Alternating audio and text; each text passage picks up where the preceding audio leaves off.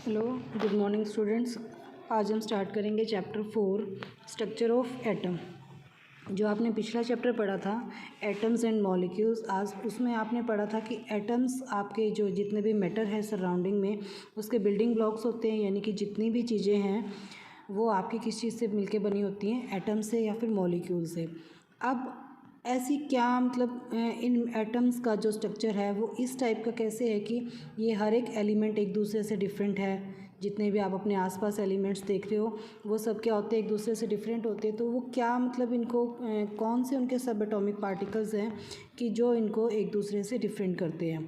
ठीक है, तो एटम जो होता है, एटम के सब एटॉमिक पार्टिकल्स, उसके अंदर जो जो पार्टिकल्स होते हैं सब एटॉमिक पार्टिकल्स कौन कौन से होते हैं। अब आपके इलेक्ट्रॉन, प्रोटॉन एंड न्यूट्रॉन। इस चैप्टर में हम इन्हीं के बारे में पढ़ेंगे कि आपके इलेक्ट्रॉन्स क्या होते हैं, प्रोटॉन्स क्या होते हैं, न्यूट्रॉन्स क्या होते हैं और एटम में ये कहाँ कहाँ एग्जिस्ट करते हैं। ठीक है, इनकी पोजीशन क्या है एटम में, इनका स्ट्रक्चर कैसा होता है एटम का, ये हम इस चैप्टर में डिस्कस करेंगे। ठीक है, तो फर्स्ट है आपका चार्ज पार्टिकल इन मैटर। जो मैटर होता है, मैटर के अंदर चार्ज पार्टिकल कौन, एक तो पॉजिटिव चार्ज होता है और दूसरा कौन सा चार्ज होता है, नेगेटिव चार्ज होता है। अब मैटर के जो सब एटॉमिक पार्टिकल्स हैं उनमें पॉजिटिव चार्ज पार्टिकल कौन सा है और नेगेटिव चार्ज पार्टिकल्स कौन सा है, ये हम डिस्कस करेंगे। ठीक है, तो चैप्टर पढ़ते हैं। इसमें देखिए, charge particle in matter. For understanding the nature of charge particle in matter एक एक्टिविटी गिवन है। इस एक्टिविटी में जैसे आप घर में जैसे कॉम करते हो, कंघी करने के बाद जैसे आप उस कॉम के पास कॉम करते हुए हम क्या करते हैं, रबिंग होती है कॉम की हमारे बालों के अंदर। तो जैसे ही आप उस कॉम को छोटे छोटे जो जैसे इसके पीसीज होते हैं, पेपर के छोटे छोटे पीसीज करके रख देते हो और उस कॉम को आप उसके ऊपर पास लेके जाओगे तो आप क्या देखते हो कि वो जितने भी पीसीज हैं वो कॉम के ऊपर चिपक जाते हैं। ठीक है, तो ये क्यों, क्योंकि जो कॉम है आपकी वो क्या हुई, रब होने के बाद वो क्या हो जाती है, चार्ज हो जाती है। चार्ज होने की वजह से जितने भी वो एक तरह से एक मैग्नेट की तरह बिहेव करती है, तो वो क्या है, जितने भी वो पार्टिकल्स हैं वो सारे उससे चिपक जाते हैं। तो ये चार्ज पार्टिकल जो आपका एटम है, एटम के अंदर भी आपके चार्ज पार्टिकल होते हैं, एक पॉजिटिव चार्ज पार्टिकल और नेगेटिव चार्ज पार्टिकल। एटम में जो आपका प्रोटॉन है, ठीक है, प्रोटॉन क्या होता है आपका एक पॉजिटिव चार्ज पार्टिकल है और इलेक्ट्रॉन क्या होता है, नेगेटिव चार्ज पार्टिकल होता है। और थर्ड सब एटॉमिक पार्टिकल जो है हमारा न्यूट्रॉन। न्यूट्रॉन क्या होता है, न्यूट्रल होता है नेचर में। न्यूट्रल का मतलब कि इसके ऊपर कोई भी इलेक्ट्रिकली चार्ज नहीं होता। ठीक है, तो इलेक्ट्रिकली चार्ज पार्टिकल के बारे में पढ़ेंगे हम। इसके बारे में जो एटम का स्ट्रक्चर था, एटम के स्ट्रक्चर पर बहुत सारे साइंटिस्ट ने स्टडी की है। ठीक है, उस स्टडी में सबसे मेन नाम आता है जे थॉमसन का। जे थॉमसन जो थे उन्होंने सबसे पहले जो इलेक्ट्रॉन है, इलेक्ट्रॉन सब एटॉमिक पार्टिकल है, उसको सबसे पहले उन्होंने आइडेंटिफाई किया था। और उसके बाद हमारी बहुत सारी डिस्कवरी होती रही है और जे थॉमसन ने हमें एटम्स के स्ट्रक्चर के बारे में भी बताया था कि एटम के स्ट्रक्चर में आपका जो प्रोटॉन है वो कहाँ एग्जिस्ट करता है, इलेक्ट्रॉन कहाँ एग्जिस्ट करता है। ठीक है, तो ये पढ़ते हैं हम। जैसे फर्स्ट हमारा, it was known by 1900 that the atom was individual particle but contained at least सब एटॉमिक पार्टिकल्स। अभी तक हम यही पढ़ते आए हैं कि एटम क्या है, कि इंडिविजुअल पार्टिकल है। तो हमें 1900 ईयर के आसपास पता चला कि एटम के अंदर भी सब एटॉमिक पार्टिकल होते हैं। उसमें से सबसे पहले इलेक्ट्रॉन को आइडेंटिफाई किया जे थॉमसन ने। Even before the electron was identified, E Goldstein in 1886 discovered the presence of new radiation in a gas discharge and called them canal रे। उनसे पहले भी जे थॉमसन से पहले भी गोल्डस्टेन थे एक साइंटिस्ट, उन्होंने 1886 में इसके बारे में बताया था। उन्होंने एक एक्सपेरिमेंट किया था जिसमें से गैस डिस्चार्ज हुई थी। ठीक है, और उसको उन्होंने नाम दिया था कैनाल रे का। ठीक है, these rays were positively charge radiation which ultimately led to the discovery of another sub atomic particle. जब उन्होंने कैनाल रेज थी जो उनको डिस्कवर किया था, तो उन्होंने देखा कि वो रेज क्या है, पॉजिटिवली चार्ज रेडिएशंस हैं। ठीक है, तो इस तरह से एक नया सब एटॉमिक पार्टिकल डिस्कवर हुआ था। तो उस सब एटॉमिक पार्टिकल की जो चार्ज था उसके ऊपर पॉजिटिव चार्ज था, तो ये एक तरह से इलेक्ट्रॉन के बिल्कुल अपोजिट होता है। इलेक्ट्रॉन क्या है आपका नेगेटिव चार्ज पार्टिकल है, और जो दूसरा चार्ज पार्टिकल है वो आपका पॉजिटिवली चार्ज पार्टिकल है। इसको उन्होंने नाम दिया था प्रोटॉन का। ठीक है, तो its mass was approximately 2000 times as that of electron. Electron का जितना मास था उसके मास से भी 2000 टाइम्स उसका प्रोटॉन का मास ज़्यादा होता है। ठीक है, ये जब आप इसमें तीनों में डिफरेंस करोगे उसमें आपको अच्छे से क्लियर हो जाएगा जब आप प्रोटॉन, न्यूट्रॉन और इलेक्ट्रॉन के बीच में डिफरेंस करेंगे। तो it was given the name of proton, उसको प्रोटॉन का नाम दिया गया। In general an proton electron is represented by E negative. जो इलेक्ट्रॉन है, अब इनके जो सिंबल्स होते हैं, सिंबल्स आपने अच्छे से लर्न करने हैं। जो इलेक्ट्रॉन है, इलेक्ट्रॉन का सिंबल होता है आपका स्मॉल ई, और उसके ऊपर हम नेगेटिव चार्ज लगाते हैं। नेगेटिव चार्ज क्या शो करता है कि नेगेटिवली चार्ज पार्टिकल है। और दूसरा क्या आपका प्रोटॉन, प्रोटॉन को स्मॉल पी से डिनोट करते हैं और उसके ऊपर हम पॉजिटिव चार्ज लगाते हैं। और पॉजिटिव पी पॉजिटिव क्या शो करता है कि जो प्रोटॉन है आपका वो किस का है, आपका कौन से चार्ज पार्टिकल है, वो पॉजिटिव चार्ज पार्टिकल है। ठीक है, तो नेक्स्ट है आपका देखिए, the mass of an electron is considered to be negligible as its charge is -1। One mass है इलेक्ट्रॉन का मास होता है बहुत ही छोटा, मतलब बहुत ही इसका जो मास है वो बहुत कम होता है, तो इसको हम नेगलेक्ट भी कर सकते हैं। और इसका जो चार्ज होता है उसके ऊपर चार्ज होता है, माइनस का साइन क्या शो करता है, नेगेटिव चार्ज को। तो एक इलेक्ट्रॉन के ऊपर चार्ज कितना होता है आपका, -1। One it seemed that an atom was composed of proton and electron mutually balancing their charge. जो एटम होता है आपका इलेक्ट्रिकली न्यूट्रल होता है। ठीक है, उसके ऊपर कोई चार्ज नहीं होता। तो हम क्या मान के चलते हैं कि जो एटम के अंदर जितने भी प्रोटॉन हैं और इलेक्ट्रॉन हैं, उन दोनों का जो चार्ज है वो क्या एक दूसरे को बैलेंस कर देता है। इसका मतलब क्या है कि जितने उसके अंदर प्रोटॉन है उतने ही उसके अंदर क्या है, आपके इलेक्ट्रॉन है। It also appear that the proton were in the interior of the atom four, whereas electron could easily be removed of but not proton. तो जो आप स्ट्रक्चर करते हो एटम का, उस एटम के स्ट्रक्चर में आप क्या देखते हो, जो प्रोटॉन है आपका, प्रोटॉन क्या होता है, उसके न्यूक्लियस में होता है, प्रोटॉन उसके सेंटर में होता है, न्यूक्लियस में होता है। तो प्रोटॉन है जो आपका, प्रोटॉन के ऊपर पॉजिटिव चार्ज है, यानी कि पॉजिटिव चार्ज कहाँ होता है, एटम के सेंटर में होता है। और नेगेटिव चार्ज यानी कि इलेक्ट्रॉन आपके कहाँ होते हैं, बाहर इंटीरियर में, बाहर होते हैं सराउंडिंग में। तो अभी आप आगे भी पढ़ोगे कि कैसे जो इलेक्ट्रॉन्स हैं वो आपके बाहर इसके किसी भी एटम के न्यूक्लियस के चारों तरफ रिवॉल्व करते हैं। तो इलेक्ट्रॉन इजीली रिमूव हो सकते हैं क्योंकि वो कहाँ होते हैं, उसकी बाउंड्री पर होते हैं। Now the big question was what sort of structure did these particles of atom form. तो अब इनका स्ट्रक्चर किस तरह का, इनके स्ट्रक्चर के लिए भी बहुत कई साइंटिस्ट ने इनका स्ट्रक्चर डिस्क्राइब किया था, जिनमें फर्स्ट नाम आता है जे थॉमसन का। थॉमसन ने जो मॉडल दिया था, अभी जो आपका सिलेबस है 9th के सिलेबस में डिडक्शन हुई है 30% की, तो इसमें से आपका जो ये टॉपिक है Thompson model of an atom, structure of an atom, ठीक है, ये आपका डिडक्ट हो गया है।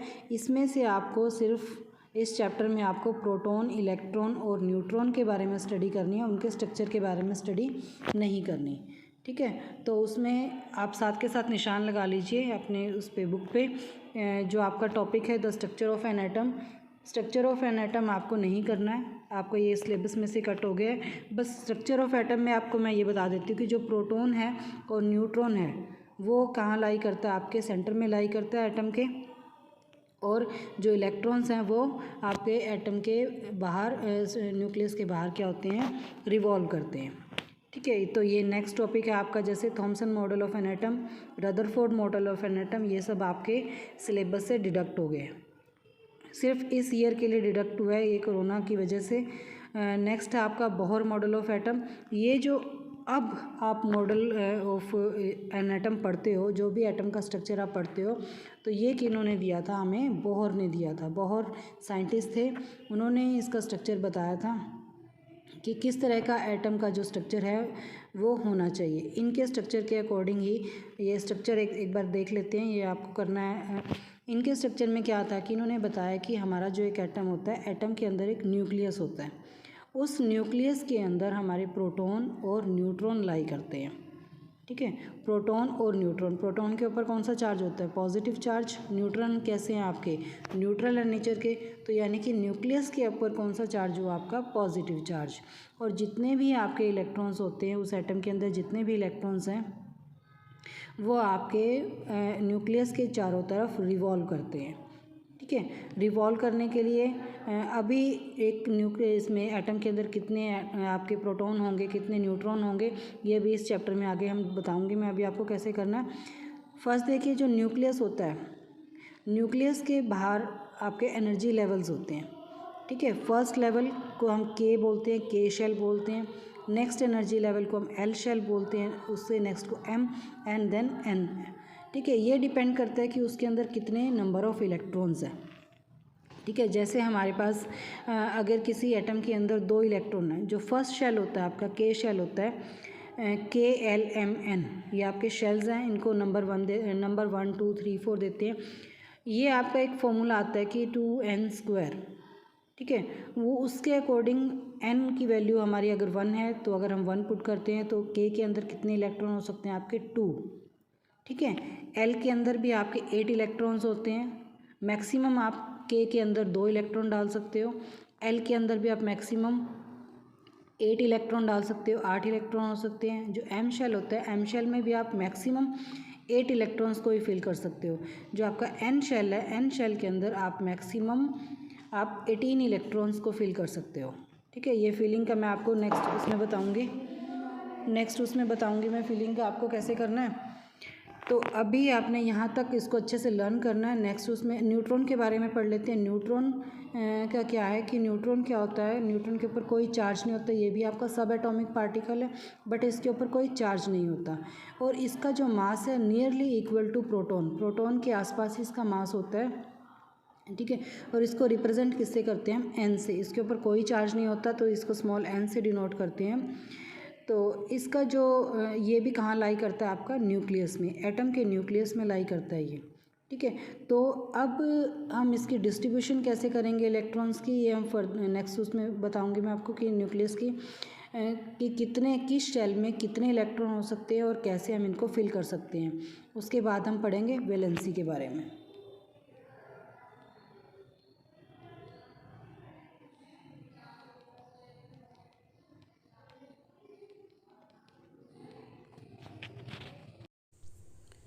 Good morning students.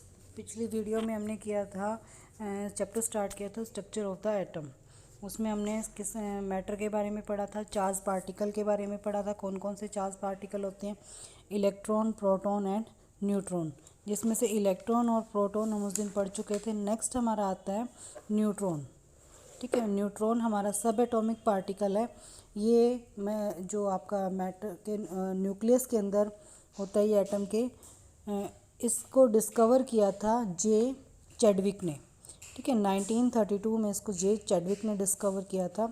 इसको रिप्रेजेंट करते हैं हम स्मॉल एन से। ठीक है। स्मॉल एन से इसको रिप्रेजेंट किया जाता है। और इलेक्ट्रिकली ये एक न्यूट्रल पार्टिकल है, इसके ऊपर कोई चार्ज नहीं होता, ज़ीरो चार्ज होता है इसके ऊपर। ठीक है। और इसका जो मास होता है, इसका मास प्रोटॉन के मास के इक्वल है।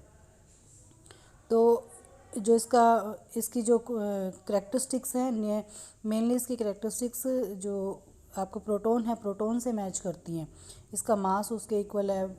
और प्रोटॉन और न्यूट्रॉन एटम के न्यूक्लियस के अंदर होते हैं। ठीक है। और जो इलेक्ट्रॉन है वो एटम के चारों तरफ, न्यूक्लियस के चारों तरफ वो क्या करता है, रिवॉल्व करता है। इतना आपने इसमें पहले हमने पढ़ लिया था। तो जो एटम का मास होता है, ठीक है, एटम का मास मेनली किस पे डिपेंड करेगा, आपका जो न्यूक्लियस के अंदर जो भी आपके सब एटॉमिक पार्टिकल प्रेजेंट है न्यूक्लियस के अंदर, उनके टोटल मास से। तो न्यूक्लियस के अंदर कौन से सब एटॉमिक पार्टिकल है हमारे, एक प्रोटॉन है और दूसरा न्यूट्रॉन। तो जो एटम का मास होता है किसके इक्वल होता है, वो mainly number of neutron plus mass of neutron plus mass of proton. ठीक है। तो और एटॉमिक मास जब हम किसी एटम का निकालते हैं तो वो किसके इक्वल आता है, आपके number of proton plus number of neutron present in the nucleus. ठीक है। नेक्स्ट आता है कि जो ये इलेक्ट्रॉन्स हैं, जो इलेक्ट्रॉन्स एटम के चारों, न्यूक्लियस के चारों तरफ रिवॉल्व करते हैं, उसका डिस्ट्रीब्यूशन कैसे किया जाए। उसका डिस्ट्रीब्यूशन करने के लिए हमारे पास एक फॉर्मूला होता है 2n²। यहाँ पे n जो है स्मॉल n है। स्मॉल n यहाँ पे क्या दिखाता है कि नंबर ऑफ जो आपके नंबर ऑफ शेल, अगर वो फर्स्ट शेल में है, फर्स्ट शेल यानी कि के शेल में है अगर वो, तो n = 1, तो न इसके अंदर पार्टिकल कितने हो गए, n की जगह 1 पुट करो तो पार्टिकल कितने आ गए इसमें, इलेक्ट्रॉन्स कितने आएंगे इसमें 2। इसी तरह सेकंड ऑर्बिट की बात करें तो सेकंड ऑर्बिट क्या आपका l है, यहाँ पे n की वैल्यू कितनी होगी 2, तो यहाँ पर नंबर ऑफ़ इलेक्ट्रॉन्स कितने हो सकते हैं l के अंदर 8।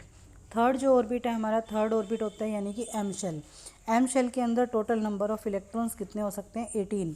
जो फोर्थ ऑर्बिट है, फोर्थ ऑर्बिट में n की वैल्यू को आप 4 पुट करोगे तो n शेल के अंदर कितने पार्टिकल्स हो सकते हैं आपके 32।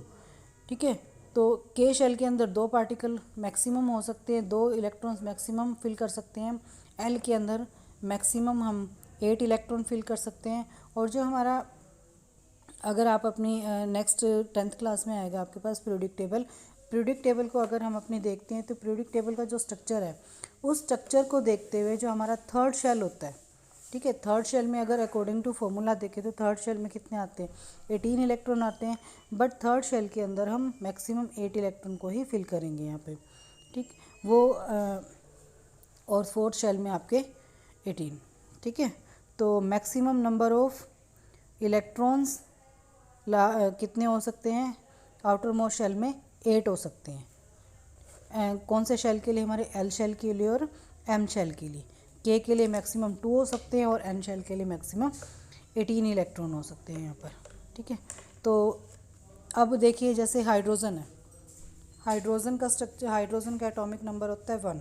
एटॉमिक नंबर जितना होता है उसका उतना ही उसके अंदर कितने होंगे नंबर ऑफ इलेक्ट्रॉन्स होंगे। जितना जिस एटम का एटॉमिक नंबर होगा उतने ही उसके अंदर इलेक्ट्रॉन्स प्रेजेंट होंगे, और जितने उसके अंदर इलेक्ट्रॉन्स होंगे उतने ही उसके अंदर प्रोटॉन प्रेजेंट होंगे। यानी कि number of proton is equal to number of electron in any atom. ऐसा क्यों? क्योंकि जितना जो भी एटम होता है, एटम एक इलेक्ट्रिकली न्यूट्रल पार्टिकल है। न्यूट्रल होता है, न्यूट्रल कैसे होगा वो, उसके अंदर चार्ज पार्टिकल है, इलेक्ट्रॉन भी है, नेगेटिव चार्ज भी है और पॉजिटिव चार्ज भी है। तो न्यूट्रल होने के लिए उसको क्या करना पड़ेगा, उन दोनों चार्ज को बैलेंस होगा वो, तभी न्यूट्रल बनेगा।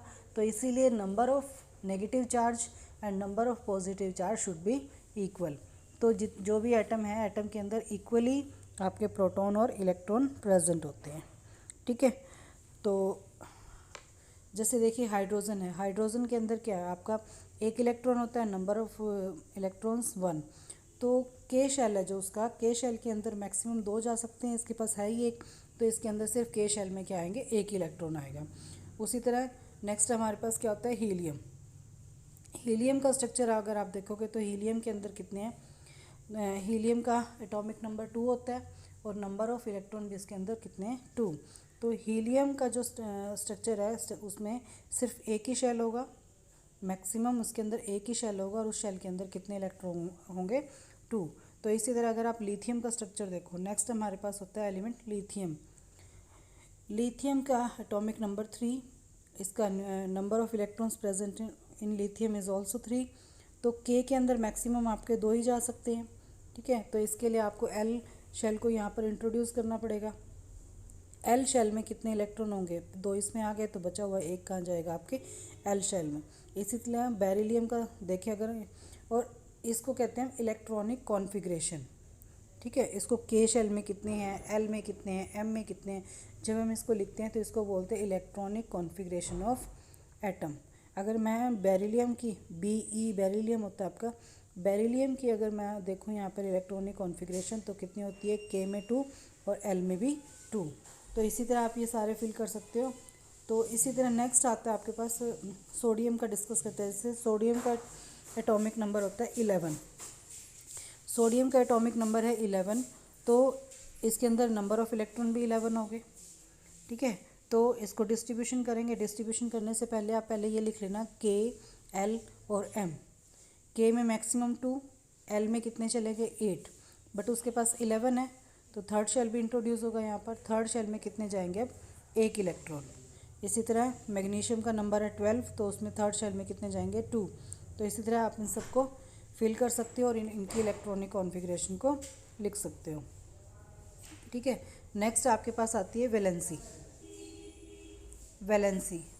वैलेंसी क्या होती है? The electron present in the outermost shell of an atom is known as valence electron. ठीक है, जितने उसके आउटर मोस्ट शेल के अंदर इलेक्ट्रॉन प्रेजेंट होते हैं, आउटर मोस्ट शेल यानी कि जो लास्ट वाला शेल होगा आपका, जैसे सोडियम में हमारा लास्ट शेल कौन सा था? एम के अंदर एक इलेक्ट्रॉन गया था, तो लास्ट शेल है, उसके अंदर एक इलेक्ट्रॉन है लास्ट में, तो उसका वैलेंस इलेक्ट्रॉन कितने हो गए इसके अंदर? 1। They govern the chemical properties of the element. Atom की जितनी भी केमिकल प्रॉपर्टीज़ होती हैं वो सारी किस पे डिपेंड करती हैं? उसकी वैलेंसी पे। ठीक है, कितनी वैलेंसी है उसकी, कितने नंबर ऑफ इलेक्ट्रॉन्स उसके आउटर मोस्ट शेल में है, तो कितने वो लूज़ कर सकता है या गेन कर सकता है, वो सब डिपेंड करता है उसके वैलेंस इलेक्ट्रॉन पे। तो such element are called inert element. Inert elements किसको कहते हैं? जो एलिमेंट्स जिनका आउटर मोस्ट शेल कैसा होता है? कंप्लीट। जैसे हमारे पास क्या था? हीलियम के अंदर 2 इलेक्ट्रॉन थे लास्ट शेल में, के अंदर 2 ही हम मैक्सिमम फिल कर सकते हैं, तो यहाँ पे हीलियम कैसा होता है? हमारा इनर्ट एलिमेंट। उसी तरह नेक्स्ट आता है आपके पास नियॉन, नियॉन। ठीक है, नियॉन का जो नंबर है वो कितना है? एटॉमिक नंबर है उसका 10, तो उसकी कॉन्फ़िगरेशन क्या बनेगी? 2 8, यानी कि एल जो शेल है उसका, उसमें कितने इलेक्ट्रॉन हो गए उसके? 8, और एल में मैक्सिमम 8 ही आ सकते हैं, तो उसका लास्ट ऑक्टेट क्या हो गया? कंप्लीट हो गया। तो इस तरह के एलिमेंट्स को हम क्या बोलते हैं? इनर्ट एलिमेंट, जिनका आउटर मोस्ट शेल कैसा होता है? कंप्लीट होता है। तो जो इस तरह के एलिमेंट है, इनर्ट एलिमेंट है, उनकी क्या टेंडेंसी होती है? वो ना तो किसी के साथ वो रिएक्ट नहीं करते मेनली। ठीक है, क्योंकि उनके आउटर मोस्ट शेल कंप्लीट है, तो उनको ना तो इलेक्ट्रॉन गेन करने हैं ना लूज़ करने हैं, तो उनकी जो कैरेक्टरिस्टिक्स क्या होती है कि वो मेनली किसी के साथ रिएक्ट नहीं करते। जो दूसरे इलेक्ट्रॉन्स एटम्स होते हैं जिनके वैलेंस इलेक्ट्रॉन 1 2 3 इस तरह के होते हैं, तो उनकी क्या होती है टेंडेंसी कि वो अपने इलेक्ट्रॉन गेन करें या लूज़ करें, जिसकी वजह से अपना जो ऑक्टेट है वो कंप्लीट कर ले। जैसे सोडियम है, सोडियम का नंबर है 11। ठीक है, तो ये क्या हो गया? 2 8 1, लास्ट ऑक्टेट में उसका एक इलेक्ट्रॉन है, तो एक इलेक्ट्रॉन को वो क्या करेगा? लूज़ कर देगा वहाँ से। एक इलेक्ट्रॉन को जैसे ही वो लूज़ करेगा तो उसका जो उससे पहले वाला ऑक्टेट है वो कंप्लीट है, तो वो क्या आ जाएगा? यहाँ पर आयन की फॉर्म में आ जाएगा। जब भी कोई एटम कोई इलेक्ट्रॉन लूज़ करता है या गेन करता है, वो किस फॉर्म में आ जाता है? आयनिक फॉर्म में। ठीक है, आयनिक फॉर्म में जैसे ही वो आएगा तो उसके ऊपर जितने नंबर ऑफ़ इलेक्ट्रॉन उसने लूज़ किए हैं या गेन किए हैं, उसी के अकॉर्डिंग वो उसके ऊपर पॉजिटिव आयन आएगा या नेगेटिव, कैटायन बनेगा या एनायन बनेगा। अगर वो किसी को इलेक्ट्रॉन देते हैं, लूज़ करते हैं इलेक्ट्रॉन, तो वो क्या किस में कन्वर्ट हो जाते हैं? कैटायन में। और अगर वो इलेक्ट्रॉन गेन करते हैं, ठीक है, तो वो किस में कन्वर्ट हो जाते हैं? आपके एनायन में। नेक्स्ट देखिए, जैसे अब बात करते हैं valency of the element. Valency क्या होता है? जो the number of electron lost और गेन्ड और shared by an atom to become stable और to achieve an octet in the outermost shell is known as valency of that electron. जितने atom उसके last octet में उसको complete करने के लिए उसको लूज़ करने हैं या गेन करने हैं या फिर शेयर करने हैं, वो बताता है कि उसकी वैलेंसी कितनी है, वो उसकी वैलेंसी होती है। जैसे hydrogen, lithium, sodium, potassium atom, इनके आउटर मोस्ट शेल के अंदर क्या है? एक इलेक्ट्रॉन प्रेजेंट है, तो इनकी वैलेंसी क्या होगी? 1। इसी तरह मैग्नीशियम, कैल्शियम, बेरिलियम, इनकी वैलेंसी 2, क्योंकि इनके लास्ट ऑक्टेट में कितने इलेक्ट्रॉन है? 2। और अगर ये गेन करना चाहें तो इनको 6 इलेक्ट्रॉन गेन करने हैं, और अगर लूज़ करेंगे तो 2। तो कम नंबर देखना है आपने। ठीक है, कम नंबर किसका है? कि वो लूज़ करेंगे 2 इलेक्ट्रॉन्स, तो वो स्टेबिलिटी में आ जाएंगे। तो आपने क्या करना है कि यहाँ पर वो क्या करेंगे? 2 इलेक्ट्रॉन को लूज़ करेंगे और उनकी वैलेंसी कितनी हो जाएगी? 2 पॉजिटिव। तो इसी तरह वैलेंसी ऑफ बोरॉन, एल्यूमिनियम, उनकी कितनी वैलेंसी होगी? 3, क्योंकि उनके लास्ट ऑक्टेट में कितने इलेक्ट्रॉन प्रेजेंट है? 3। कार्बन, सिलिकॉन, कार्बन और सिलिकॉन का अगर देखें तो हम उनके लास्ट ऑक्टेट में कितने होते हैं? 4 इलेक्ट्रॉन प्रेजेंट है। तो ये कैसे होते हैं? आपके टेट्रावैलेंट। टेट्रा का मीनिंग होता है 4। टेट्रा वर्ड जो बन गया उसका मतलब होता है कि 4 नंबर। तो कार्बन और जो सिलिकॉन होता है ये टेट्रावैलेंट आपके एलिमेंट्स हैं। तो इसी तरह नाइट्रोजन, फॉस्फोरस, इनके पास कितने हैं, 5 इलेक्ट्रॉन है, वैलेंस इलेक्ट्रॉन। तो इनको अपनी ऑक्टेट कंप्लीट करने के लिए क्या करना पड़ेगा, यहाँ पे ये 5 इलेक्ट्रॉन लूज़ करने की बजाय यहाँ से 3 इलेक्ट्रॉन किसी से गेन करेंगे। ठीक है, तो मैंने क्या बताया था आपको कि जो कम नंबर है उसको कंसीडर करना है। तो 3 इलेक्ट्रॉन्स जो ये गेन करेंगे यहाँ पर, तो इनकी वैलेंसी कितनी रहेगी, 3। ठीक है, इसी तरह जिसके लास्ट ऑक्टेट में 6 इलेक्ट्रॉन होंगे उनकी वैलेंसी कितनी रहेगी, 2। जिनके लास्ट ऑक्टेट में 7 इलेक्ट्रॉन्स होंगे उनकी वैलेंसी कितनी रहेगी, 1। ठीक है, तो इसी तरह और जो लास्ट हमने जिनका अगर ऑक्टेट कंप्लीट है, ठीक है, जैसे हीलियम, नियॉन, ऑर्गन, इनका लास्ट ऑक्टेट कंप्लीट है तो इनकी वैलेंसी क्या रहेगी, 0। तो इस तरह आप वैलेंसी किसी भी एलिमेंट की, किसी भी एटम की आप वैलेंसी निकाल सकते हो कि कितनी उसकी वैलेंसी हो सकती है। ये टेबल आपने अच्छे से लर्न करनी है और डिस्ट्रीब्यूशन चेक करना है। आप पेपर में आता है कि किसी भी कोई भी आपको एटम दे देगा और उसका आपको एटॉमिक नंबर भी याद रखना है। ठीक है, और उससे आपको पता लगेगा, उसकी वैलेंसी निकालना भी आना चाहिए और उसकी इलेक्ट्रॉनिक कॉन्फ़िगरेशन लिखनी भी। नेक्स्ट है आपका एटॉमिक नंबर। एटॉमिक नंबर क्या होता है, it is defined as the number of proton present in the nucleus of atom. किसी भी एटम के न्यूक्लियस के अंदर जितने भी नंबर ऑफ प्रोटॉन प्रेजेंट होते हैं वो क्या डिफाइन करते हैं, उसका atomic number. All the atoms of the same element have the same number of protons in their nuclei and hence they have the same atomic number. एक ही particle के जितने भी उसके अंदर एटम है, कोई भी एलिमेंट है उसके अंदर जितने भी एटम होंगे उन सब का एटॉमिक नंबर कैसा रहेगा, सेम। ठीक है, उनके न्यूक्लियाई में सेम नंबर ऑफ प्रोटॉन होते हैं, उनका एटॉमिक नंबर सेम होता है। इसको कैपिटल जेड से डिनोट करते हैं। एटॉमिक नंबर को कैपिटल जेड से डिनोट किया जाता है। और इसको लिखते कैसे हैं, देखिए जैसे इसमें एग्जांपल दे रखा है हीलियम का। हीलियम का एग्जांपल में नीचे सब्सक्रिप्शन में नीचे की तरफ जो 2 लिखा हुआ है ये क्या है, इसका एटॉमिक नंबर। और ऊपर जो 4 लिखा हुआ है ये लिखा हुआ है इसका एटॉमिक मास। तो किसी भी एटम का ऐसे सिंबल लिखेंगे हम और उसके सब्सक्रिप्शन में लेफ़्ट में और उसके सब्सक्रिप्शन में यहाँ पर 2 लिखेंगे और इसके ऊपर, ठीक है, ऊपर हम इसका एटॉमिक मास लिखेंगे। इसी तरह लिथियम की अगर बात करें तो लिथियम का एटॉमिक नंबर है 3। इसके बेस में यहाँ पर 3 लिखना है आपने लेफ़्ट में और ऊपर कितना लिखना है, इसका एटॉमिक मास लिखना है, वो जितना होता है 7। तो एटॉमिक नंबर किसी भी एटम का क्या होगा, नंबर ऑफ़ प्रोटॉन। और मैंने बताया था आपको number of proton always equal to number of electron. Number of proton हमेशा नंबर ऑफ़ इलेक्ट्रॉन के इक्वल होंगे। नेक्स्ट है आपका मास नंबर। मास नंबर क्या होता है, it is defined as the sum of proton and neutron present in the nucleus. किसी भी एटम का मास कहाँ डिफाइन होता है, उसके न्यूक्लियस के अंदर। न्यूक्लियस के अंदर उसका सब एटॉमिक जितने भी पार्टिकल्स हैं उसके सब एटॉमिक पार्टिकल्स उनके मास के ऊपर डिपेंड करेगा इसका एटॉमिक मास। तो उसमें न्यूक्लियस में कौन प्रेजेंट होता है, प्रोटॉन एंड न्यूट्रॉन। तो इसका एटॉमिक मास, किसी भी एटम का एटॉमिक मास किस पे डिपेंड करता है, number of proton plus number of neutron. और अभी हमने डिस्कस किया था कि उसको लिखा कैसे जाता है कि एटम के ऊपर, जैसे एटम है उसके लेफ़्ट में ऊपर की तरफ लिखना है आपने, सुपरस्क्रिप्ट की तरफ। ठीक है, सुपरस्क्रिप्ट होता है ऊपर की तरफ लिखना। जैसे हीलियम है, हीलियम में नंबर 4 उसका एटॉमिक मास है तो वो ऊपर की तरफ लिखा हुआ है। एटॉमिक मास को डिनोट किससे करते हैं हम, कैपिटल ए से। ठीक है, तो किसी भी उसका सिंबल लिखने के लिए ये देखिए एन क्या है, उसका सिंबल है, मान लो किसी भी उसका एटॉमिक नंबर ऐसे बेस में लिखना है और मास नंबर आपने ऊपर की तरफ लिखना है। नेक्स्ट है आपका डिफरेंट एटॉमिक स्पेसिस। इसमें आपने डिस्कस करना है आइसोटोप और आइसोबार को। आइसोटोप क्या होता है, these are defined as the atoms of the same element having same atomic number but different mass atom. ये एक ही एटम के सेम एलिमेंट के एक ही एटम के सेम एलिमेंट होते हैं जिनका एटॉमिक नंबर कैसा है, सेम, बट मास नंबर उनका डिफरेंट होता है। जैसे हाइड्रोजन की बात करें तो हाइड्रोजन के 3 होते हैं, प्रोटियम, ड्यूटियम एंड ट्रीटियम। जो प्रोटियम है, प्रोटियम का जो मास नंबर होता है 1, ड्यूटेरियम का मास नंबर 2 और ट्रीटियम का मास नंबर होता है 3।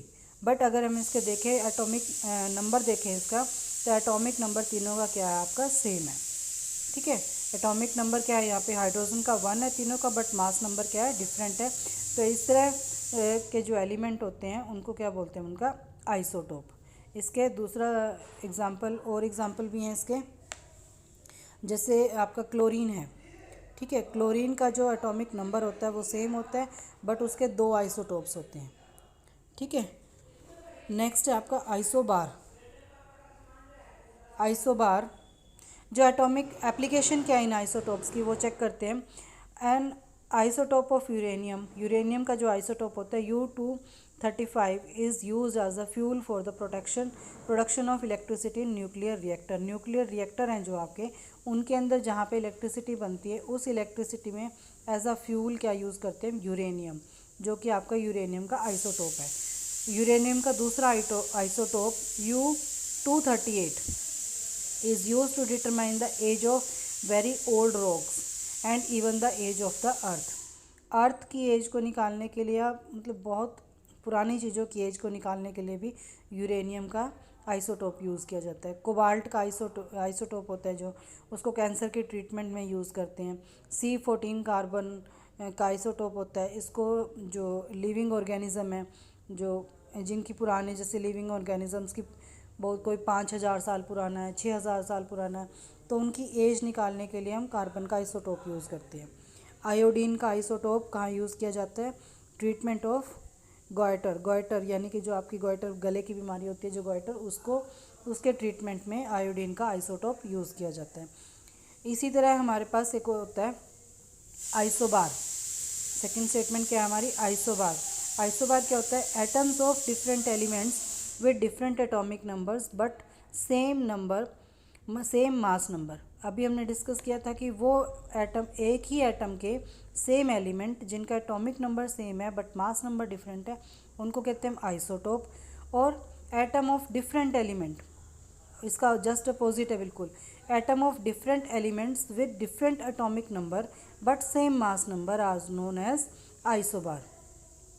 इनमें डिफरेंट एलिमेंट है बट उनका मास नंबर कैसा है, सेम। एटॉमिक नंबर डिफरेंट होगा, अगर एलिमेंट डिफरेंट है तो एटॉमिक नंबर भी डिफरेंट होगा, तो बट उनका मास नंबर क्या होता है, सेम। जैसे ऑर्गन है और कैल्शियम है, ठीक है। ऑर्गन और कैल्शियम को अगर देखें तो ऑर्गन का नंबर कितना है, तो एटॉमिक नंबर है 18 और कैल्शियम का एटॉमिक नंबर है 20, बट दोनों का मास नंबर होता है यहाँ पर 40। तो इस तरह ऑर्गन और कैल्शियम एक दूसरे के होते हैं आइसोबार। तो आइसोबार है जो, ये भी आपके इनकी जो केमिकल प्रॉपर्टी होती है वो कैसी होती है, डिफरेंट,